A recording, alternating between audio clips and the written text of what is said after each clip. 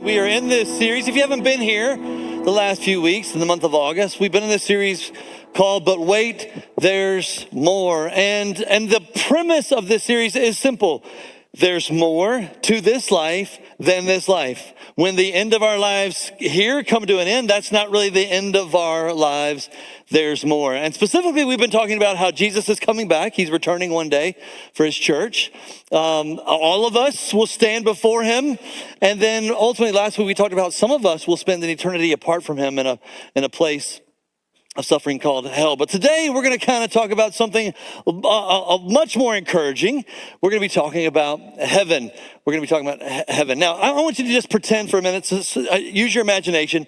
Imagine that God said, hey, I want to give you a sneak peek into heaven, a glimpse of heaven. You're going to have 15 minutes, and I want you to take in as much as you can take in 15 minutes. So if God were to do that, I'm just some questions for you. Would you want to know where we'll live? Like, hey, where's my quarters? Like, what's that look like? Where am I going to be hanging out? Would you want to know what we'll do? Like, is there like an activity schedule? Like, what's happening? Would you want to know like who will be there? Or would you want to know maybe who or even what won't be there? Well, that's what we're going to do this morning. We're going to take a tour of heaven. But before I explain how we're going to do exactly that, I want to address some popular misconceptions about heaven, because there are all sorts of misconceptions. Some people have sort of imagined heaven is us playing harps for all eternity. That doesn't sound like heaven, right? That doesn't sound like heaven at all. Some think we're going to just relax in these heavenly hammocks, or we're going to float around with wings and diapers on. Evidently, that's some art and past. That's what heaven looks like. And some just think, hey, it's going to be like this eternal choir practice where all we do is sing and sing and sing some more. But heaven is going to be way better than any of that. And I say that because John, one of Jesus's disciples, was personally given a peek into heaven, a glimpse into heaven. Not sure how long, but he sees heaven with his own eyes. And not only does he see heaven with his own eyes, but he writes down some of what he sees so we can sort of see heaven through his eyes. However, before we do that, before we look at heaven through his eyes, and his description of heaven, which is fairly extensive, I want everyone to understand the best thing about heaven is God is there. Okay? So in fact, let me just say it this way. Heaven is not so much a place as it is a person. Okay? Heaven is not, certainly it is a place. In fact, we're going to look at some of the dimensions of heaven and sort of the layout of heaven and what it looks like. But more than that, heaven is where God is. Now, just so you know, John tells us so much about heaven, and we're not going to be able to possibly address every single thing that he sees, especially in great detail. But at the same time, I do want to look at as much as we can, comment on as much as we can. But here's how he begins this vision of heaven. He says, "Then I saw a new heaven and a new earth, for the first heaven and the first earth had passed away." Now, some people believe that John is describing a brand new heaven and earth, and some think he's saying a remade heaven and earth. Either way, it doesn't really matter. You can speculate if you want to, but it doesn't really matter. What matters is that the first heaven and the first earth are going to give way to something infinitely, eternally better. A new heaven and a new earth. And then John says, I saw a new heaven and a new earth, for the first heaven and the first earth had passed away, and there was no longer any sea. Now this bums some of you out, because you're like, does that mean there's no beaches, Matt? Does that mean there's no beaches in heaven? No, because later we see there's a river. And most people think when he talks about there be no sea, in those days, ancient days, the sea was the place of chaos. Right? A place of danger. And John is sort of saying, hey, there's not going to be any danger. There's not going to be any chaos. It's not going to be like that. And maybe there won't be an ocean. I don't know, but it doesn't matter, because here's what he's saying. Whatever is coming will be better than anything we've ever known.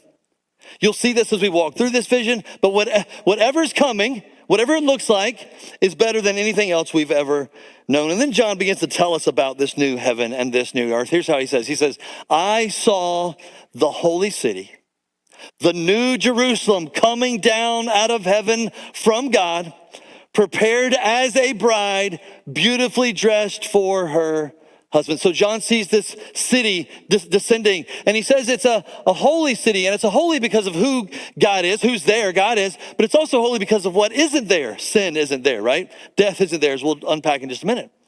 And John says the city's coming down, and the way the city comes down is almost like a bride beautifully dressed for her husband. And here's what he's saying, and he'll unpack this again, but he's saying this city is absolutely stunning.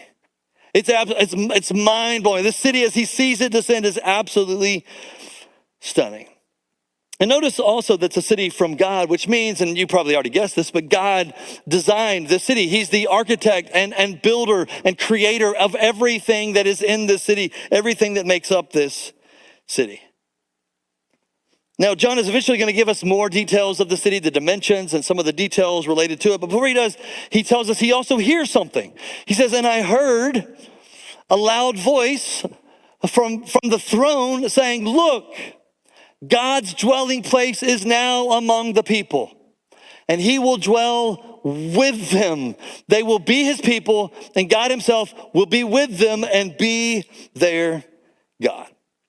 So John hears this voice. It comes from the throne. We know who's on the throne, right? Jesus. And here's this voice saying that God isn't just going to be like near his people or around his people or hovering above his people in some way. He is going to be with them. He is going to dwell with them.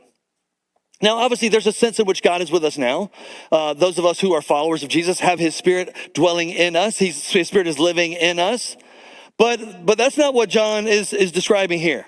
In fact, our present bodies, and you know this, couldn't possibly behold God's glory and beauty and majesty and survive that sort of an encounter. But on that day, we'll have new, next level, resurrected, eternal bodies, and we'll be able to take in the glory and beauty of God.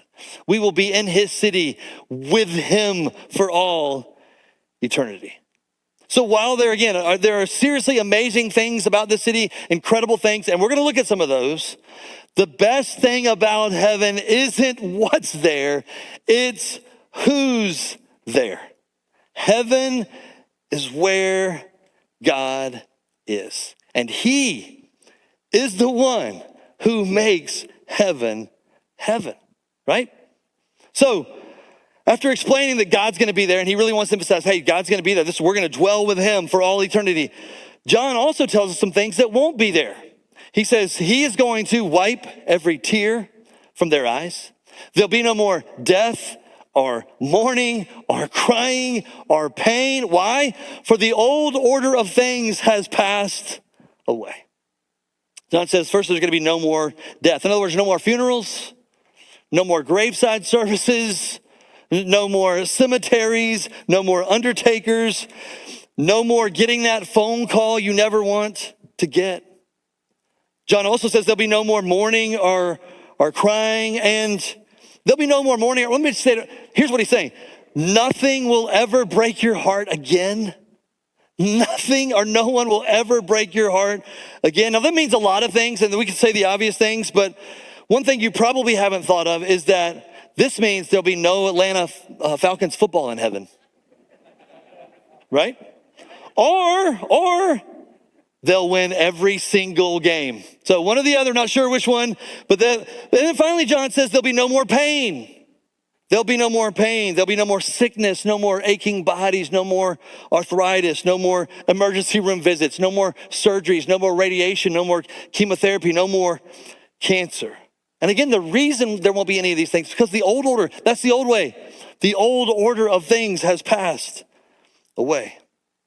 In other words, all the things that we seem to deal with and we've learned to live with because we live in a broken world will be gone. Let's just go down the list again. Death will be gone. Grief will be gone. Pain will be gone, to say some of those things. Sin and all its consequences will be gone, and not just gone temporarily, not just gone for a season, gone forever.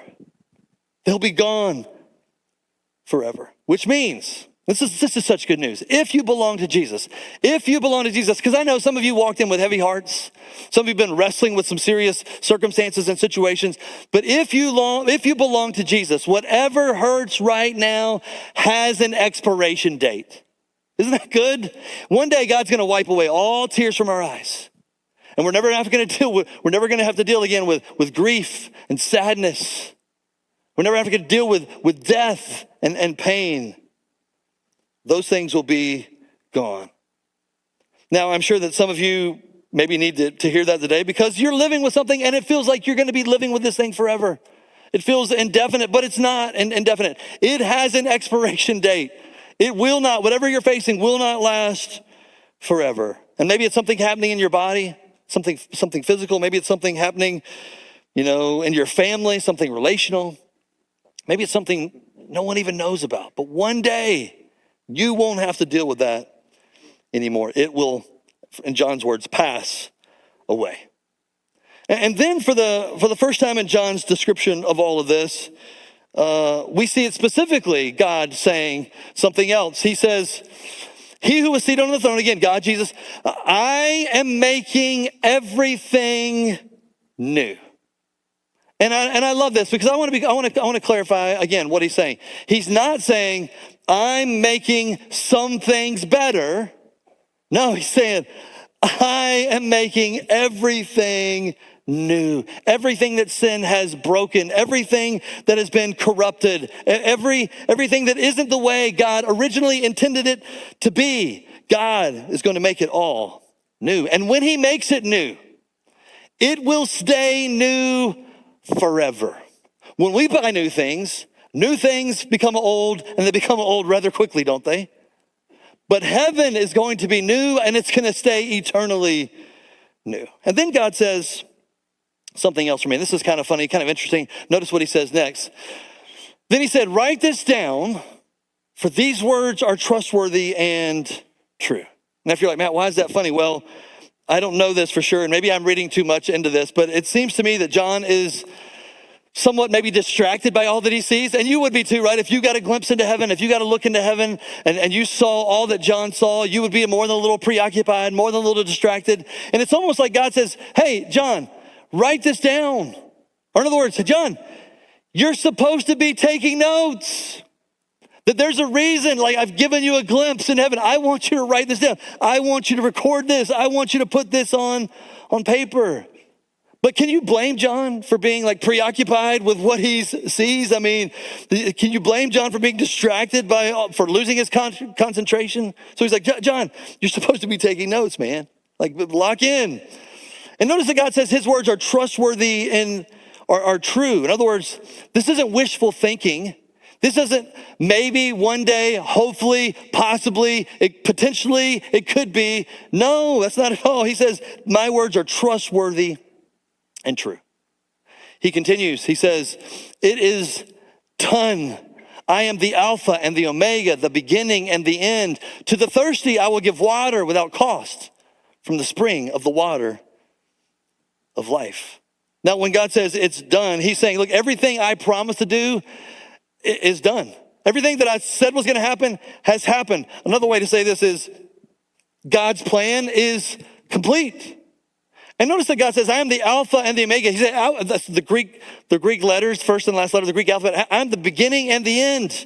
I was here when all this started. I created the heavens and the earth, and I will be here for all eternity. I am the end. I am the Alpha and the Omega. Now, again, because we can't look at everything, I'm going to skip down just a little bit. But God makes it clear that not everyone will experience heaven. Not everyone will experience what John has seen. In fact, he says, but the cowardly, the unbelieving, the vile, the murderers, the sexually immoral, those who practice magic arts, the idolaters and all liars, they will be consigned to the fiery lake of burning sulfur. This is the second death. And all he's saying, and we talked about this last week in great detail, but not everyone goes to heaven. Only those who put their faith and trust in Jesus alone for their salvation are going to spend eternity with him. And if you're saying, well, Matt, wait a second. It said no liars. Like I'm a liar. Yeah, but you're a forgiven liar, right?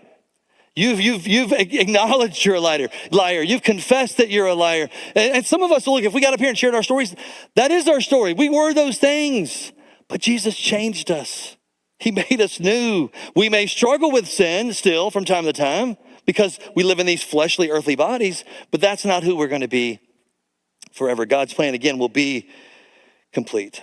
And then after sort of John tells us, not everyone goes to heaven, he begins to describe, in the best way I think he possibly can, this new city, this new Jerusalem. He says, one of the 7 angels who had the 7 bowls full of the 7 last plagues came and said to me. So this angel who earlier was announcing judgment, delivering judgment on people at the end of the world, said to me, come with me.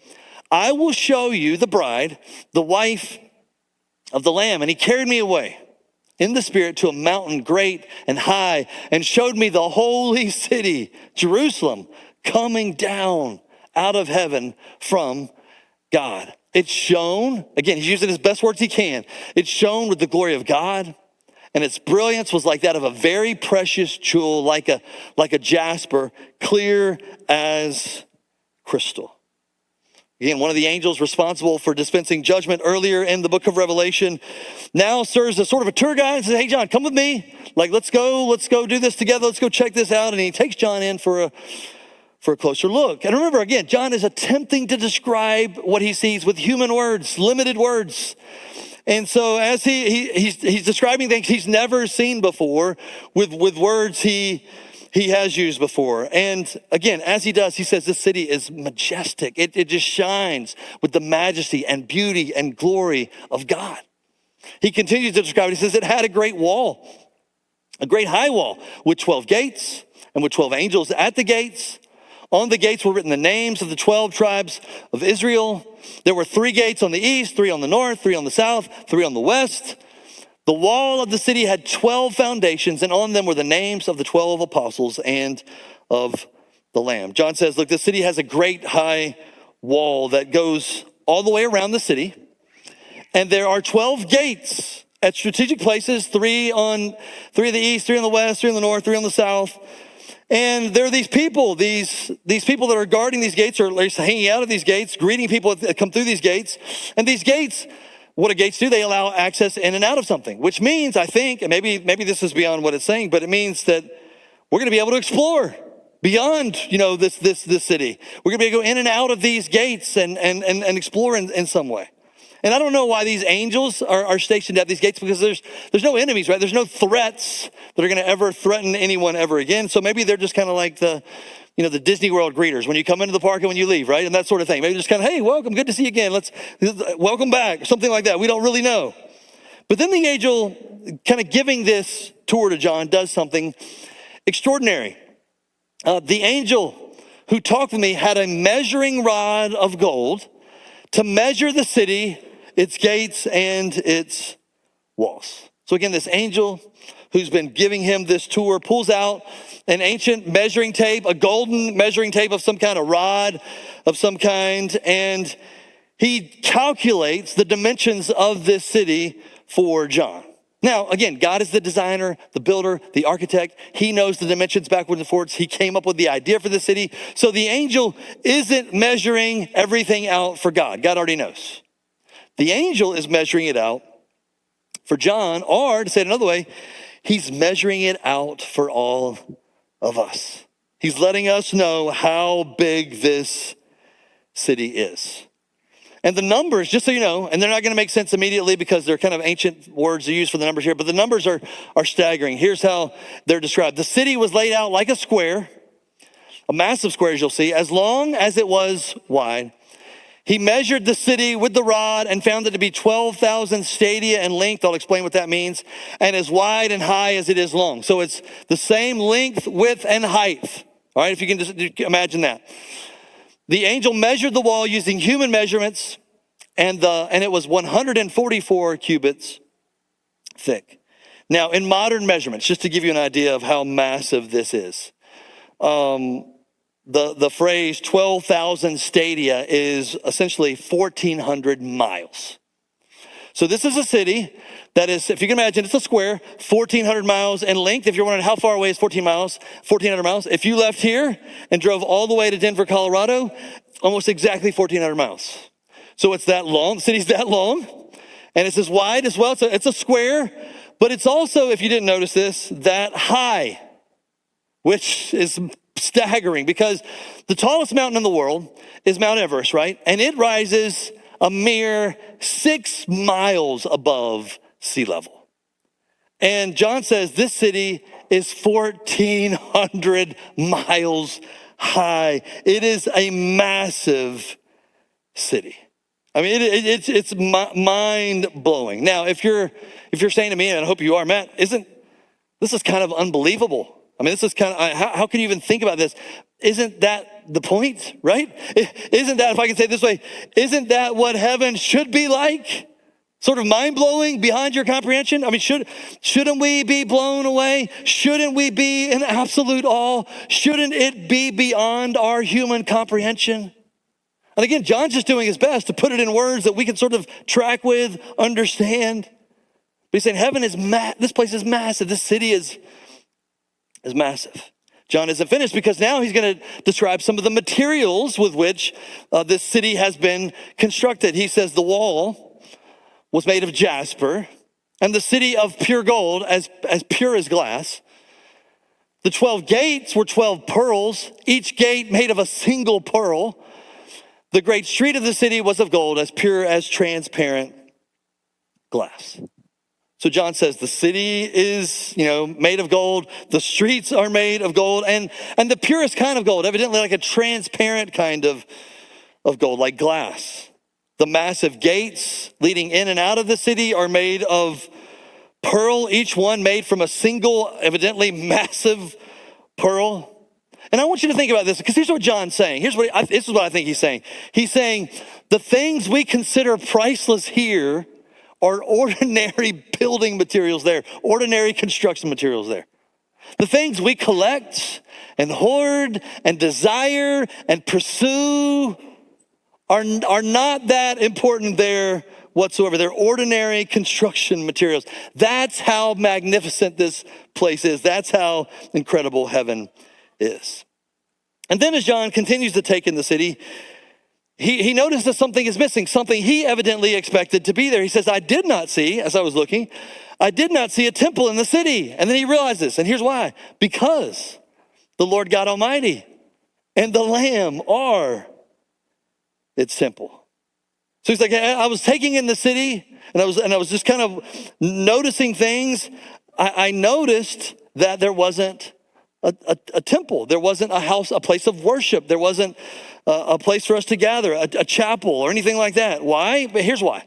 Because the very presence of God fills every part of this new heaven and new earth. Everywhere you go, there's no need for a temple, because a temple never was able to hold God anyway, right? It can find God. God's way bigger than that. And he said, God's everywhere. In other words, you won't have to go somewhere to be in the presence of God, because everywhere you go, you will always be in the presence of God. And again, this is what makes heaven heaven. Not what's there, not the city, not the scenery, but God. God makes heaven heaven. And because God himself is there, again, John says there's something else he notices the city doesn't need. He says the city does not need the sun or the moon to shine on it. Why? For the glory of God gives it light, and the Lamb is its lamp. There's no need for any sort of other light sources, a sun or a moon. There's no need for electricity, because God himself will be all the light that we need. And then he says these words, the nations will walk by its light, and the kings of the earth will bring their splendor into it. John says, in other words, heaven will be a place where people from every walk of life will come together. Every race and people and tribe and group and culture and social class will be represented in this city. And then John adds, on no day will its gates ever be shut, for there will be no night there. Now, in ancient times, the city gates would be shut at night. Why? Because that's when the bad guys showed up, right? The same reason you may leave your door unlocked during the day, but at night, if you're like me, let's lock that bad boy. We want to be safe because the bad people come out at night oftentimes. And John's saying, hey, the gates, they're never going to be shut because there's nothing to fear. There's nothing to be worried about, concerned about. The gates are always going to be open. There's no danger. There's nothing, again, to be afraid of whatsoever. And then John says the most curious thing, and I'm going to try to explain what it means, but he says, the glory and honor of the nations will be brought into it. The glory and honor of the nations will be brought into it. Now, there is some speculation about what this phrase means, but most people think it means something like this. The glory of the nations is everything good and beautiful about the nations. This is what John's saying. Everything good and beautiful about the nations will somehow find its way into this celestial city. In other words, the best things about this place, about this earth, the things that we love and appreciate and admire, the things that we see the beauty and glory and goodness of God in, those things will somehow be there as well, but just in an elevated, sort of different way. Now, maybe I'm reading too much into this, but here's what makes me think about it. It makes me think of food. I'm sorry, it makes me think of food. And can you imagine, okay? Can you imagine what a glorified Chick-fil-A sandwich tastes like? Chick-fil-A admittedly has said, this is as good as we can make this thing. We can't make it better. But in heaven, Chick-fil-A sandwich times 1,000,000. That's what it's going to be like. How about this? Another example. Dairy Queen Butterfinger Blizzard. They're great. That's a great treat. I love this Blizzard that they've made it as well as they can make it. But in heaven, again, infinitely better than any Blizzard you've ever had. And then lastly, I'm a pizza guy, and there's a place that I love to go to. It's in Orlando. It comes from Chicago, but it's Giordano's deep dish pizza. Oh my goodness, this stuff is so good. I'm definitely gonna have pizza for lunch now. But it's so good, and all I can think of, if that pizza is that good now, and my earthly body says, man, this is so delicious, eat more of this, eat as much as you can possibly eat of this. In heaven, it's gonna be infinitely better. Now, with that said, I'm speculating. Don't send me any weird emails about, well, Matt, that's actually, okay, we're just having fun here a little bit. The point is, heaven is going to be better than you can ever imagine. And all the best things about this life, about this world are going to be there, and they're going to be there even better. The best food, the best architecture, the best art, the best landscapes, the best of every culture will be in heaven, but only better. And then John gives us one final detail about this city. He says, nothing impure will ever enter it, nor will anyone who does what is shameful or deceitful, but only those, a select few, whose names are written in the Lamb's book of life. This city will be a perfect place. And nothing impure, no one impure will ever taint this perfect place for all eternity. In fact, the only people who will be in this place are the people whose names have been written in the Lamb's book of life. The people who've thrown themselves at the mercy of God, who've accepted Jesus as their Lord and Savior, who've bowed the knee and surrendered everything to him in repentance and faith. That's who will be in heaven. Now, with all that said, I'm going to ask the question, because it would be easy to say, well, that's interesting, and maybe that happens, maybe it doesn't, Matt, whatever. We have to ask the question, what does all of this mean for all of us? And really, I'm thinking of 2, maybe 3 groups of people today that this applies to. But the first one is those of us who believe that we're going there, who have given our lives to Jesus. And let me describe you this way. Some of us are looking forward to heaven, aren't we? Some of us are looking forward to heaven.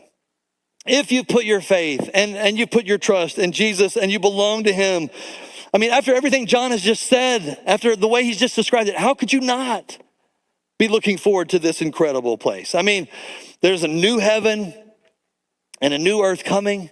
There's a day when everything broken will be made new. There is a day, I long for this day, when nothing will hurt anymore. And there's a day coming when we will be with Jesus forever, the one who gave us life for us forever. And so some of us are looking forward to that, and we should be looking forward to the day when we spend eternity with God. But some of us, if I can say it this way, aren't going to heaven. And there's two groups. Some of us know that. And what I mean is some of us have accepted that. We've just said, no, I don't believe in the afterlife. I don't believe in the Bible. I don't believe in Jesus. And so from your perspective, like, hey, that's fine, whatever. I'm not going to heaven. No big deal. That's where you've landed as of now. I hope that you don't stay there, but that's where you've landed as of now. So some of us aren't going to heaven. Some of us know that, but others of us aren't going to heaven, and we don't know that. Well, here let me explain what I mean. Some of us think we're going to heaven, but we're not. We think we're going to heaven because we prayed a prayer, or we got dunked in some water, or we, grew up in church, or our grandmother dragged us there every Sunday, or we've memorized a few Bible verses, or whatever the reason. But please understand. And I try to emphasize this almost every Sunday because we're in the South, and honestly, almost everybody I meet tells me they're a Christian and they've been a Christian their whole life. But that's not how it works. In fact, believing in heaven won't get you there. There's a lot of people who believe in heaven that aren't gonna be there. Knowing songs about heaven won't get you there. When we all get to heaven, we can sing that, but just because we can sing it doesn't mean we're gonna be there. Believing in heaven won't get you there. Going to church won't get you there. Finally, getting baptized won't get you there. In fact, the difference between those of us who will spend eternity with God in heaven and those of us who don't can be described in really one word. And it's Jesus. You've either surrendered everything to Jesus, you've repented of your sin, confessed him as Lord and Savior, threw yourself at his mercy and grace, or you haven't. If you're trusting in religion or moral performance or church attendance or anything else, you've missed the boat. You need to put your faith and trust in Jesus alone, not Jesus plus, not Jesus and, Jesus alone for your salvation. Because Jesus himself said he is the only way to heaven. And he didn't just make that claim, he backed it up, didn't he? He lived a perfect sinless life. He died on the cross for your sin and mine, and he rose from the dead to prove that he was who he said he was and could do what he said he could do and could fulfill the promises he made. And if you've never put your faith and trust in Jesus, today needs to be the day of your salvation. And really that brings me back to the entire premise of the series, and that's this again. There's more to this life than this life. This life is not all there is. Now, it feels like this life is all there is sometimes, right? It seems like sometimes this life is all there is, but this is not all there is. And of course, for those of us who belong to Jesus, the best is yet to come. There's going to be a new heaven and a new earth, a better existence eternally, and a better body with no pain, no grief, no death, no sorrow. One day, everything that hurts is going to be gone. One day, we will see Jesus face to face and not just see him, but be with him for all eternity. And I don't know about you, but I can't wait for that day. And I want to take as many people there with me as possible. Thank you so much for watching our sermon today. Our mission statement here at Southside, it's simple. It's to love God, love people, love the world on the journey to life change. No matter where you are on your journey, we want to be a part of it. Whether that's through baptism, joining the church, or so much more, we want to help you take that next step. So go to Southside.Church online or download our Southside.Church app. Thanks so much again for tuning in today, and we hope to see you in person at Southside soon.